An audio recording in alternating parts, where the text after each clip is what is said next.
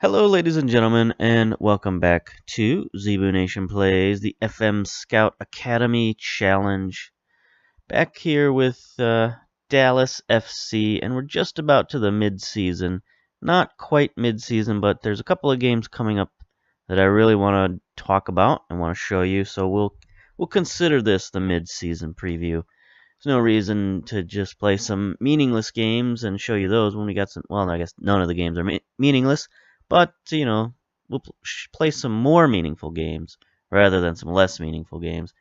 And the reason why these are more meaningful, if you take a look at the schedule, is because they're against our bitter Texas rival, the Houston Dynamo. And so we have one regular season game coming up and then one U.S. Cup game. So that's an interesting double header we got going on here. And take a look at the competitions. This is actually part of the Texas Derby. We had a 1-1 draw in the first match. It was 2-2 goal differential. I guess we could show you the highlights of that match. It was an interesting, fun, rowdy little match. It was early in the season, though, wasn't it? Yeah, there it is. It was our second game of the season. Pretty sure that's right. Yeah, because our first game was Philadelphia, yeah, at home. Then we traveled to Houston, so we started the league season off with 2 draws, and that was fine. What am I doing here? I'm clicking on the wrong things. I need to click on the score. There we go. View the highlights, just the goals. How about that? That's good. Yeah, so it's been an interesting season so far. Up and down, obviously. Whenever you have a new young team, you're going to be up and down, inconsistent. Hollingshead, he was playing out at right fullback at the time. That wasn't the goal, obviously. Can't remember exactly how this game went. I think they went up on us, and we had to salvage a comeback, is my recollection of this game. Still trying to figure out exactly how to play this team. We're looking a little bit aggressive here on defense. And that's normally how I play, so it's nothing spectacularly different, but this team was just not prepared to play that way. As you can see, our back line just got outfoxed there very easily, and they go up 1-0 in the first half. Get a free kick. There's Hollingshead again. I mentioned he was playing out wide at the time. And second goal, do we tie it up or do they get ahead? I thought they got ahead of us 2-0, but possibly not. There's Escobedo, the youngster. Not that we have a lot of guys who aren't youngsters on this team, but, Van de Castile was out there still. There's the turnover I was looking for. Warner for Houston moves it up the field. And there's our right back getting beat again. Maldana with the goal. So at this point we're down 2-0, and I decide, well, no time like the present to put us on attack. And so the second half we go on the attack mode, and here we are 67 minutes in. It's Pamukale to Akindele, Ulloa, there's Hollingshead out there. So Hollingshead, he's played well offensively, but as you saw in the first half, he's not very good defensively. But there's Pamukale with the strike of his life. Just a deep shot at upper corner of the net. And he's got a few of those this season. He's definitely an interesting offensive player. Then here's Ulloa to Zimmerman, our big defender, tying it up with the header. And that's where it ends. 77 minutes. They go into a shell, and we can't generate any offense after that. And that's pretty much where it ends. So that's where we are now in the Texas Derby, or Derby, however you feel like pronouncing it. And we're going to have a sellout for the Houston match. That's good. 14,100 tickets are on sale, and another 600 supporters from Houston. Surprising it's that few. It's under 1,000, but I guess we snapped up all the tickets. We're averaging 11,000 fans this season, so that's pretty good, but actually not very good because it says we have the 20th best average attendance, so it's actually pretty poor in terms of MLS average. I think that, to me, that seems inflated for real MLS games, but maybe I'm mistaken. I don't know. So apparently they call this derby the El Capitan. That's interesting. Maybe that's what it used to be named, and now they sort of changed the name to the Texas Derby. That's fine. Let's see. What else are we going to look at here? We've got a pre-match press conference to go through, but I guess we'll go through the mid-season stuff. Finances are still fine. We got $9 million in the bank, and it's going up slightly, but it is going up just very gradually. A little bit of increase. I think we've made overall not a lot this season, but that's fine. That's fine. As long as we're not going down, as long as we're not in the red, that's all you can ask for from one of these clubs. The board, our job security is stable, but if I'm honest, it is going down steadily. We started the season at over 50%. Now we're under 50% at 48%, and that's mainly due to our competitions at the moment. Also, their trust in our transfers have gone down because I've had to trade away a lot of talented players and get not a lot in return. So they've, obviously they're not in on the joke. They're not in on the whole academy challenge that we're doing. So we've got to worry about that. And this is a regular database. I haven't changed the database. I haven't checked that box that says, not being able to get fired. So we have to balance this challenge with not getting fired as well. And that means doing well in the competitions. And basically, all they're worried about, the only thing the board's worried about is be competitive in the Western Conference and finish top half of the Supporter Shield. And I guess that's why we're a little bit down right now, is because we're 11th in the Supporter Shield, not in the top half. It's just 1 point below the top half. So if we get that up, if we go on a little winning streak, I think the board will be fine with all of that. Anything interesting in the club so far? Not really. I haven't messed with much of anything in terms of asking the board for new facilities or anything like that. We already have excellent youth facilities, excellent training facilities, so I don't think there's much to do in that area. Transfers have been interesting. We have a few transfers pending. Escobedo's going out on a loan, sending him to Sacramento. They're a decent team. They're in 3rd division. I'd like to send him to a slightly higher division, but this was the only division I could get where he was going to be a guaranteed starter. And their facilities, their training facilities are average, which is, pretty good for the 3rd division. I would have preferred a deal with Montreal. Montreal FC has the best training facilities in the lower divisions, because I think they share their training facilities with higher division teams. So if you can get a deal with Montreal, you should send your young players there. They've got excellent training facilities there. The other one, Otis Earl, I was going to send him out to FC Montreal, but then I realized he's 24 years old. He's already sort of reached his potential, which is not a lot of potential.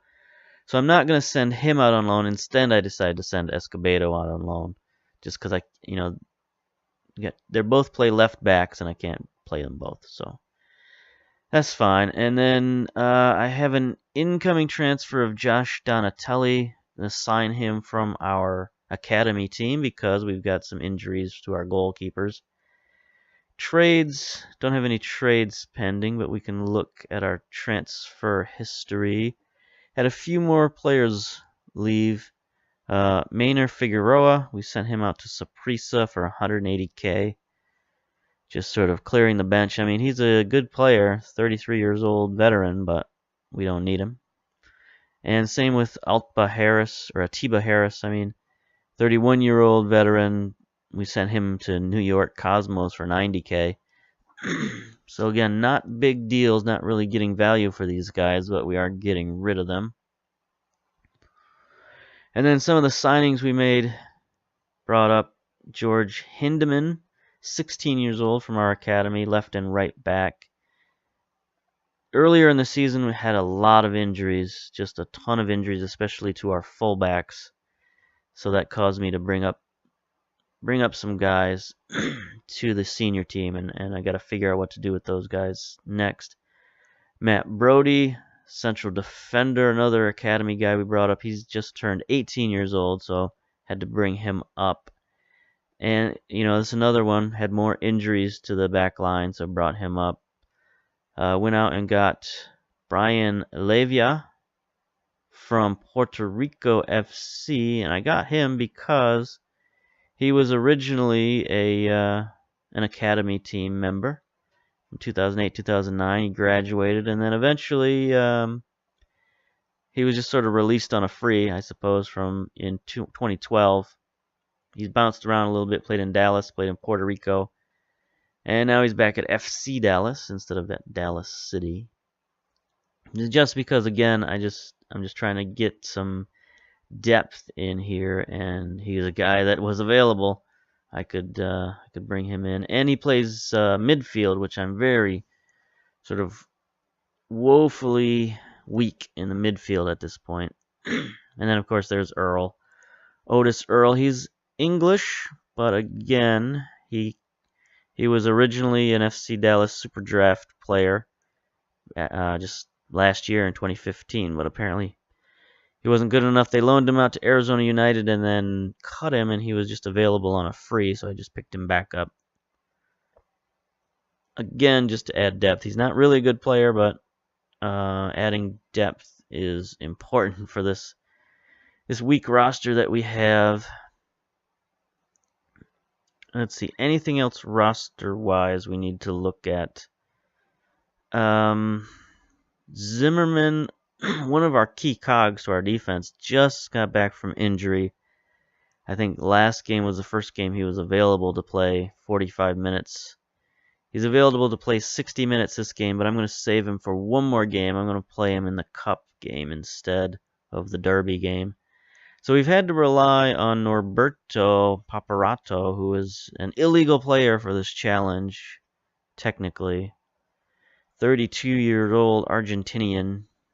But, it is allowed within the rules to keep these players on the roster, so I'm going to play him. He is still listed. I don't think anybody's going to pick him up. So I guess we'll use him while he's here. Gillen has been injured. Just about everybody on the defense has been injured. But we kind of settled on things, kind of stabilized on things. And one change I've made is moving Kellen Acosta back to fullback from defensive midfielder. I had to move him there for necessity a few games ago, and then I realized, wow, he actually has a bigger impact on the game in this system playing fullback. Because in our diamond narrow, the fullbacks get much more involved in the offense, and they're involved all over the, whatever side of the field that they're on. So putting Acosta there on the left side really just increases his impact on the game. So I'm going to keep him there. We got Zach Lloyd back from injury. He's another pretty good fullback. So we've got two really talented fullbacks now that have definitely solidified our defense, especially down the wings. That's been very helpful. But that means we've got to play the youngster, Van de Castile. Got to play the 17-year-old. And he's been improving. He's been getting better. So that's good. We're training him as an anchor man right now, just because he doesn't have the pace to be much of anything else. I want to get Hollingshead. He had been playing fullback.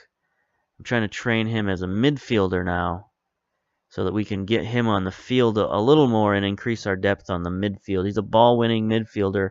He's not very comfortable at midfield. He's only a two-star midfielder. He's like a 3.5-star fullback.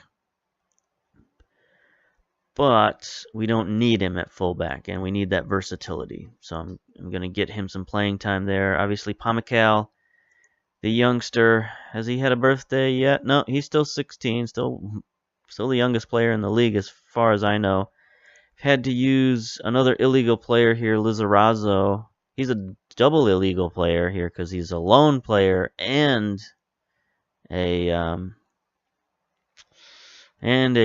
non-academy player.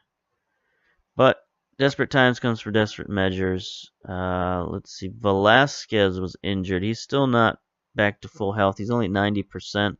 He should be back soon, so we'll be able to get him back in the starting lineup. But for now, we got to go with what we got to go with. Strikers, we've been moving strikers around. I've settled, I think, on Colin Bonner as our target man. He's a draft pick from last season.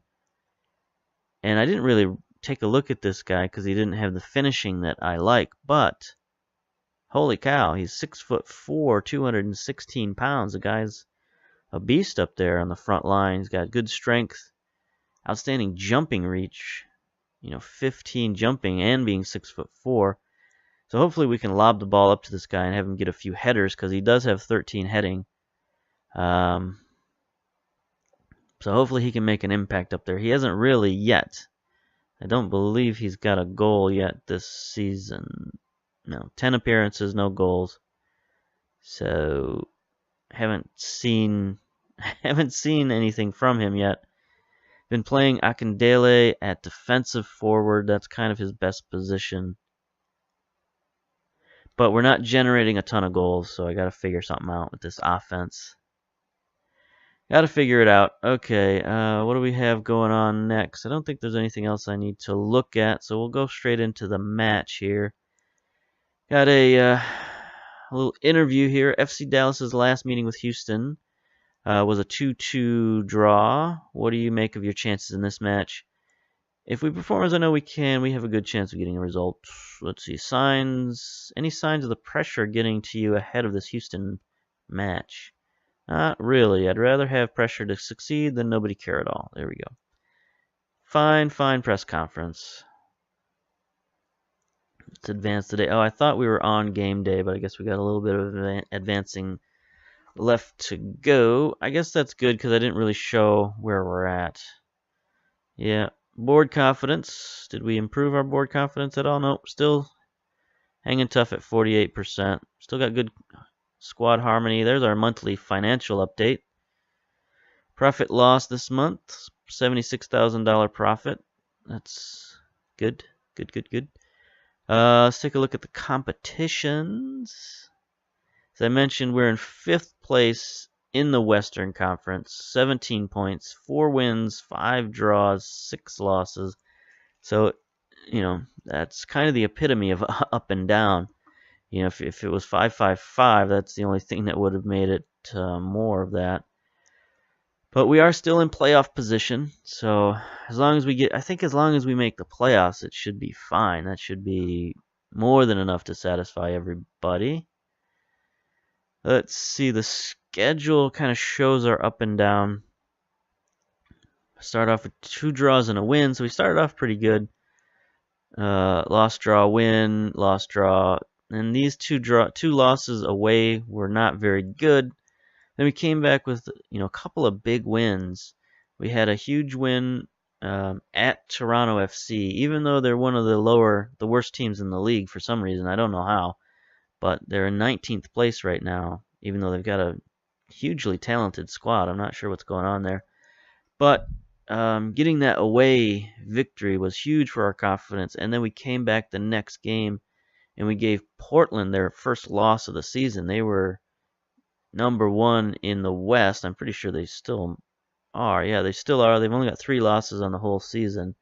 And we gave them their first loss, so that was a huge victory for us. Gave us a lot of confidence. But then we came back, showing the signs of a young team.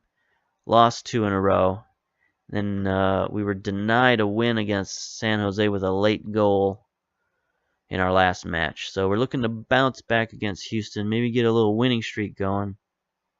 If we can beat Houston twice, I think that's going to start our second half off right. Anything else? I don't think so. Let's continue on. So yeah, I'm enjoying this challenge. It's something different, something new I've never tried before. Although I have, in FM 2016, I did build my team in Toronto with mainly super draft players, so I'm okay with that aspect of it. But you know, it's always good to be able to add a few of those designated players, or just go out and search around the world and look for those gems from other countries. And not being able to do that might not be allowed Dallas to take that next leap, where we could do something like, you know, win the U.S. Cup, or win the Champions League for that matter. I don't know that we could do that without foreign players, but we'll give it a shot. Alright, so here's our loan for Escobedo. He's going out to Sacramento until the end of the season. He's going to be a first team player, so we'll speak to him. I made the decision to loan you out to continue your development. I love FC Dallas, but I understand. Good. I always like to talk to him first so that they don't reject the loan. It just seems like if you talk to them first and say why you're sending them out, they don't often, if ever, reject the loan. So we'll do that. We'll compile match reports so that when he plays, we'll get a little report. See what that's all about. Keep the trains rolling. Sacramento Republic secure the loan. So we sent him out for a free, just to try and get the best team available to pick him up. Here we go. Here's the match against Houston. Looks like they're doing sort of a compressed. Wow, 4-2-3-1 with two defensive midfielders. That's very defensive. Here's our fitness tests of our most recent injuries. So Herman, we don't play him much at all, but he can play. Oh, he's our backup goalkeeper. Okay. That's good. We need him. We need him because we've been playing with sort of a scrub backup goalkeeper. But anyway, Velasquez is fit. We can play him 60 minutes. Zimmerman he's fit, but only 45 minutes, so we probably won't play him unless it's necessary. And Ulloa is back, but limited to 45 minutes of action. So this has been our whole season, man. It's just been starters after starters being injured, and that's one thing this team can't really cope with. So I'm actually pleased that we're in the position that we're in with all these injuries, especially to players like Zimmerman and Lloyd have been injured, and it just hasn't been good for anybody. All right, so we can find Herman. We can bring him back and put him in the reserves here. Zimmerman's in the reserves. Let's see. I guess I want to take Velasquez. Man, Velasquez is only at 91%. I'll leave him out for now. Anybody else I want to move to the reserves? Not really. Not particularly. Anybody? No. Going once, going twice. Gone. Alright. Check out one last tidbit. What do our assistant coaches think we should do? Play in a flexible shape. I'm going to ignore that for now. Rosales, no. Hollingshead, he's going to start. Zimmerman, he's coming off the bench. Okay. So not really a lot of advice there. Team selection. This is what we're going with. So let's submit that. Playing in the Texas Derby. So that there's 3 matches in the Texas Derby is what I read in the rules of the Derby. So if we lose this or draw, there's still one more match to make it up. And then it'll be down to goal differential. Zebu, it's Derby Day. How much do you look forward to taking on your local rivals? It's always a tremendous occasion. The atmosphere is something to behold. Hopefully we can harness that energy and come out with a win. So yeah, they are going with this extremely defensive formation here. Probably because they're on the road and they want us to try to match us draw for draw, because we went to their home and drew, so they're probably going to try the same shenanigans against us. I think that means we can go a little bit more offensive here. They say we should control the match, so I guess we'll do that. Look for overlap, look for working the ball. Well, I don't know if that's going to work, because they've got those two defensive midfielders. They're probably going to break up a lot of our action in the middle of the field. But I'll give this a shot first. Retain possession.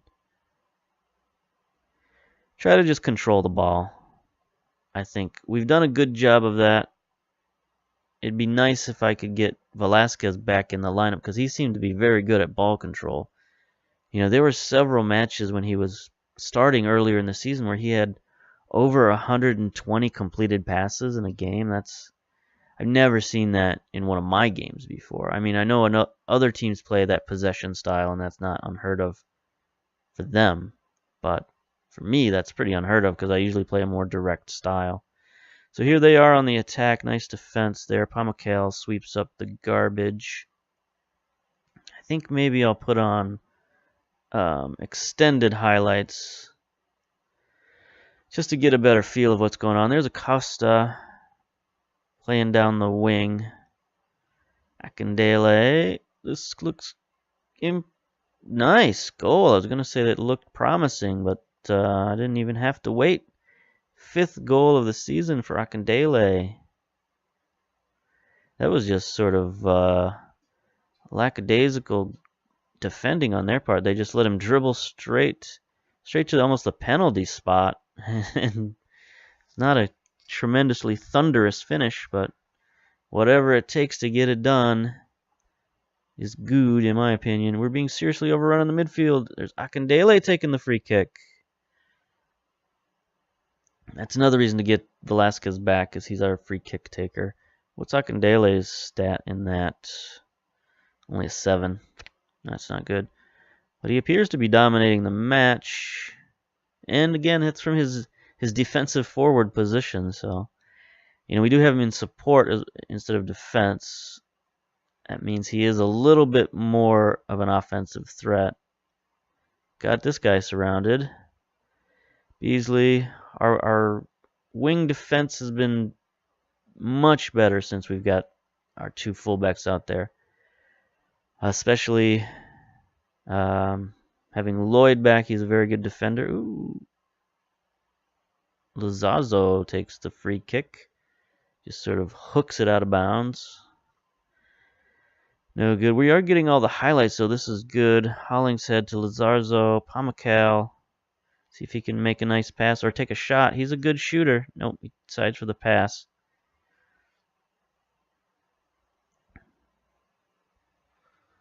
Should encourage PreMatch. He has that instinct to shoot. He's got a few goals this season, so I really should start training him to utilize that instinct a little better. You know, train him up on long shots. Train him to strike with power if he can. Should do it. There's Hollingshead trying to play in his new position out to Lloyd. Got a nice cross. Akindele can't get there. But again, they do seem to be focusing on getting the ball to Akindele. Even though Bonner's the target man, it seems just Akindele is our favored target. Nice steal. There's Lizarzo. Hollingshead. PreMatch. He's been another focus of our offense, PreMatch. Even though he's a 16-year-old, he's been playing well with the pressure. There's Lloyd with the cross. Akindele again. He's kind of getting in the way, I think. Now he's a ball hog in basketball terms. It's hard to be a ball hog in football, but anyway, there's a nice first half, 1-0. Now this is how we were last game against San Jose. We had the 1-0 lead going into half, and then nothing until 87 minutes in. So I don't want to mess with things too much, but I also don't want to leave them alone if nothing's happening. I'd like to get that second goal. Do I want to change anything? I don't think that I do. Don't think that I do. So we'll just stick with this. It's been working well. Let's see. If they make any adjustments, we'll make some adjustments. But if not, then we'll just win. How about that? Don't change it if it's good. Hodges, I learned... No, Hedges is his name, right? Let me double check. Yes, Hedges is his name. He's one of the better defenders in MLS. I think this last season he actually won Defensive Player of the Year, which is interesting. And the other thing about this team is on Friday I watched the U.S. national team play against Jamaica. It was an interesting, it was just a friendly. It was kind of a meaningless friendly. U.S. is just preparing for trying to make a run for the World Cup qualifying. Jamaica's already out of World Cup qualifying, so it was just a early friendly. So it was kind of meaningless, and both teams were playing secondary teams, not necessarily their full teams. But it was a very physical game. I think a lot of the games against Jamaica are, just because it's a bit of a rivalry game. It's not a complete rivalry game, but it is a bit of a rivalry game. There's Bonner. He gets fouled in the box. There we go. That's what you want from a big target man. Just get the ball in the box and make something happen. Who's going to take the shot? Akindele? I forgot who I set up as the penalty takers.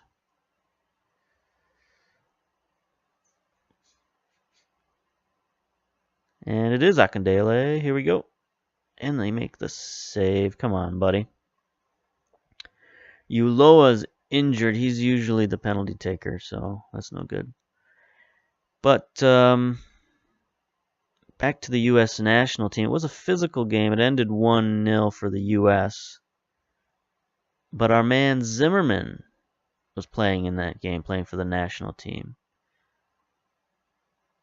And that's something new. We got a new coach. And, Jurgen Klinsmann is out. And Jurgen sort of, his thing was he came in and wanted to change the culture of U.S. soccer. And maybe that was necessary. He wanted to bring, of course, a more European style. And he favored players who played in Europe. But now, with Bruce Arena coming back, he's much more familiar, much more open to MLS players. So he brought in a lot of MLS players for this January camp. And one of them was our boy Zimmerman. He's a pretty young player, still only 23, 24 years old. So for him to get his, it was just a friendly, but it still, counts as an international play. So I think that's good for him, good for the U.S. team to get some of those younger players, those MLS players in there, because there are some pretty decent quality guys here, especially for the U.S. And here's Acosta, one of those good quality guys. Oh, there's another penalty, Horst.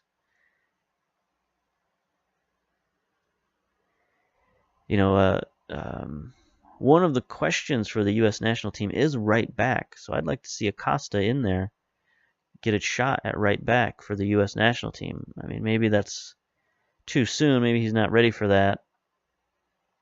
But I'd like to see it. Akindele gets another chance, and it's another save. Come on, get the rebound. No. Akindele, how do you miss 2 penalties in one match? I'm upset about that.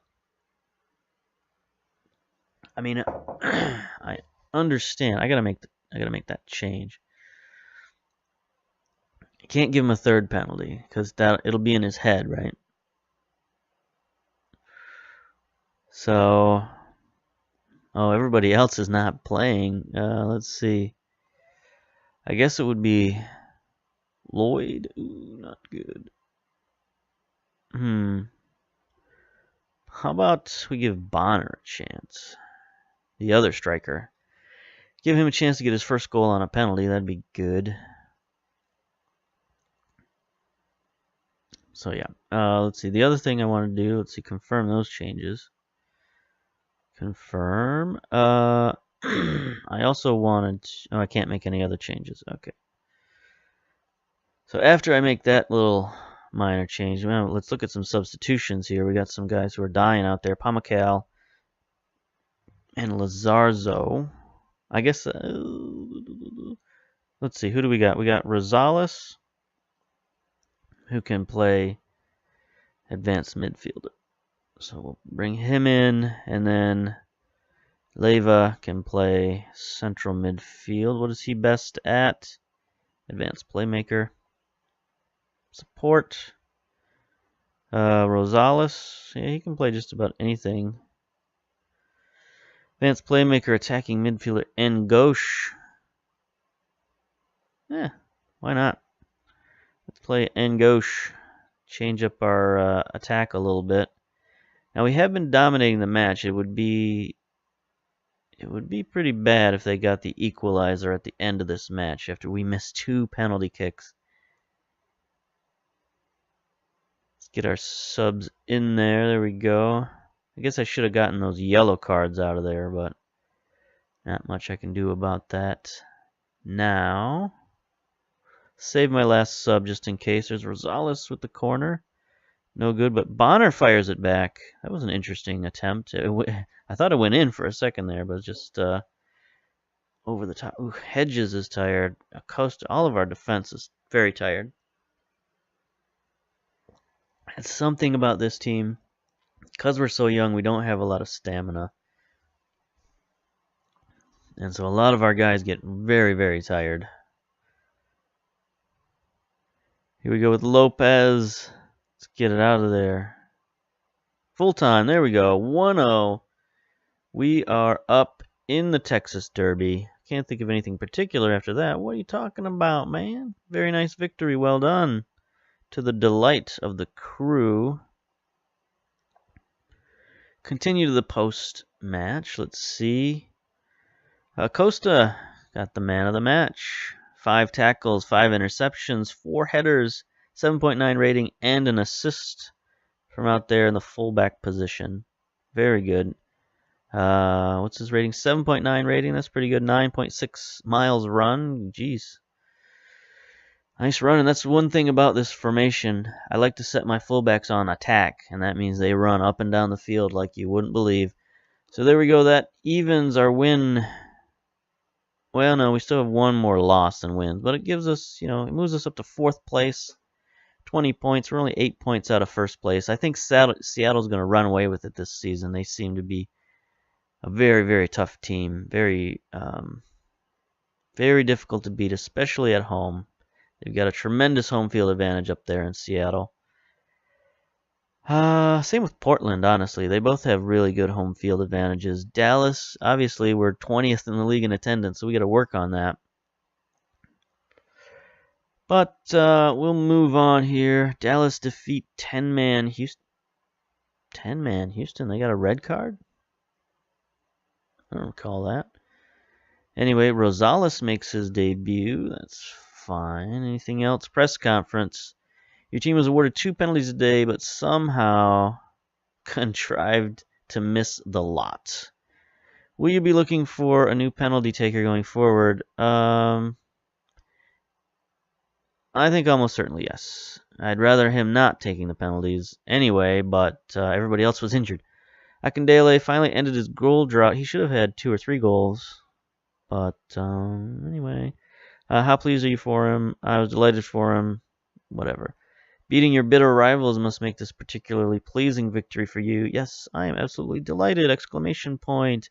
How important could this victory be to your season as a whole? We'll take it we'll take the confidence from this into the next game. How about that?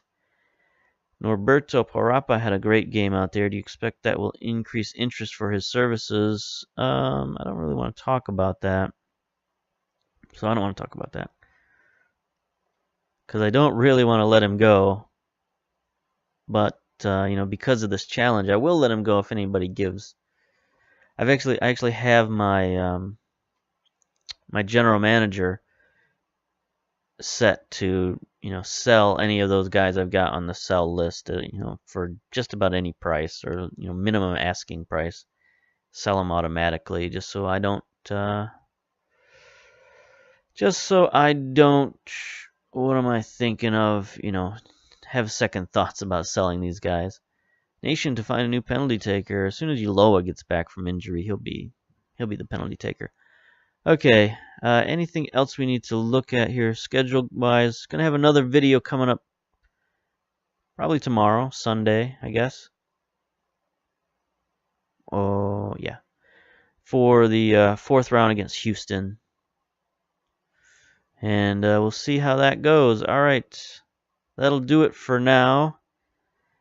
The Academy Challenge is looking good, and we'll see you next time. Bye.